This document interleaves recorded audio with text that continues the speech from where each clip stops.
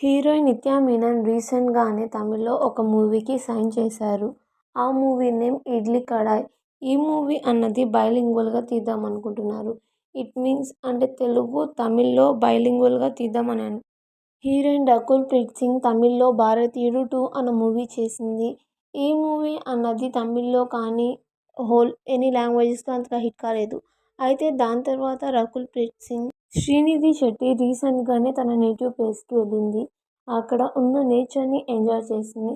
ఆ హ్యాపీ మూమెంట్స్‌ని శ్రీనిధి శెట్టి తన ఇన్‌స్టాలో అనుష్క సింగ్ ఆగస్ట్ 2, 2002లో జన్మించారు. ఈవిడ చిన్నప్పటి నుంచి సీరియల్స్ చేసుకుంటూ వచ్చారు. సీరియల్స్ చేసుకుంటూ రీసెంట్‌గానే కొన్ని మూవీస్‌లో యాక్ట్ చేస్తున్నారు. ఈవిడకి క్రికెట్ అంటే చాలా ఇష్టం. మహేంద్ర సింగ్ ధోనీకి పెద్ద ఫ్యాన్. నివేదా పేతురాజ్ వరుసగా ఈ మధ్య వెబ్ సిరీస్ చేస్తుంది. ఈ మధ్యనే జీ5లో 'పరువు' అన్న వెబ్ సిరీస్‌కి సైన్ చేసింది.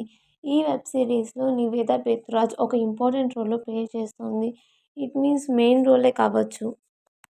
రీసెంట్‌గా మలయాళంలో సూపర్ హిట్ అయిన 'ప్రేమలు' మూవీ హీరో అయిన నెల్సన్ రీసెంట్‌గానే కళ్యాణి ప్రియదర్శన్‌తో ఒక మూవీకి సైన్ చేశారు. అండ్ ఈ మూవీ వర్క్స్ అనేవి స్టార్ట్ అయ్యాయి. ప్రీ ప్రొడక్షన్ వర్క్స్ కూడా. మెగాస్టార్ చిరంజీవి గారు చాలా ప్రెస్టీజియస్‌గా చేస్తున్న ఫిలిం 'విశ్వంభర'.